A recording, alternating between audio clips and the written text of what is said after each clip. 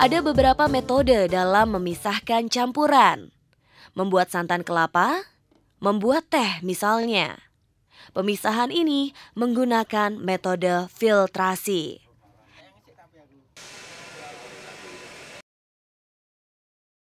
Ada beberapa metode pemisahan campuran selain filtrasi. Misalnya dengan metode destilasi, kristalisasi, sublimasi, ekstraksi, adsorbs, kromatografi, sentrifugasi, dan masih ada lagi yang lain. Pada pemisahan sisa minyak pada penggorengan keripik buah ini menggunakan metode sentrifugasi.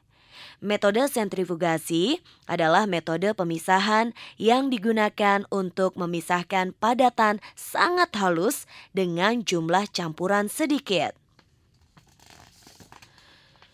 Metode jenis ini sering dilakukan sebagai pengganti filtrasi jika partikel padatan sangat halus dan jumlah campurannya lebih sedikit. Metode sentrifugasi ini digunakan untuk memisahkan sisa minyak pada penggorengan keripik buah, memisahkan madu dari rumah tawon.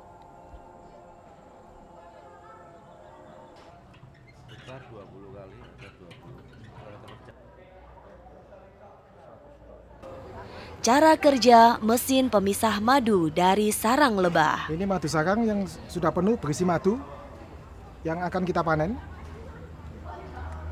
Jadi untuk memisahkan madu ini dari lavanya, kita memerlukan alat yang bernama separator madu. Cara kerja alat ini memakai gaya sentrifugal.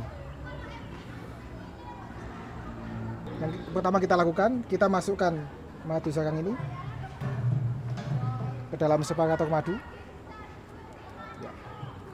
Kita putar 10-20 kali putaran. Jangan terlalu kencang memutarnya,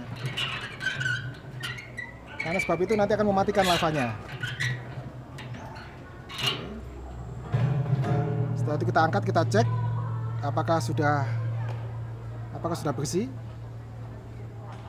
Nah, setelah itu kita balik kembali dan kita masukkan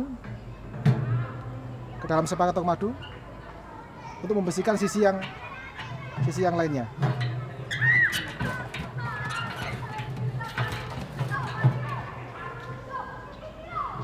Dan alat ini juga berfungsi untuk menjaga agar madu tersebut tetap higienis dan terhindar dari kontaminasi.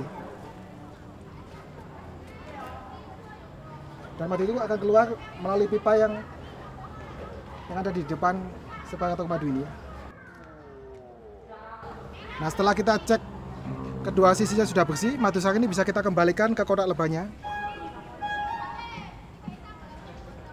untuk dapat diisi ulang oleh lebahnya. Metode sentrifugasi juga sangat bermanfaat untuk medis, yaitu untuk membantu memisahkan plasma darah dengan menggunakan mesin sentrifuge. Gaya sentrifugal diperoleh dengan cara memutar campuran yang akan dipisahkan.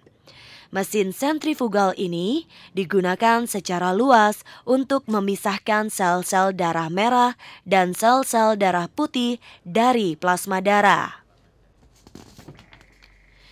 Dalam hal ini, padatan adalah sel-sel darah yang akan mengumpul di dasar tabung reaksi, sedangkan plasma darah berupa cairan berada di bagian atas.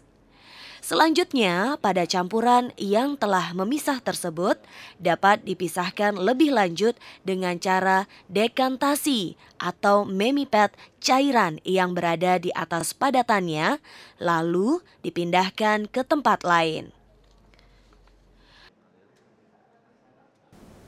Setelah pengambilan darah dari atap dikirim ke komponen darah untuk diolah menjadi komponen-komponen darah, yaitu kita lakukan identifikasi terlebih dahulu.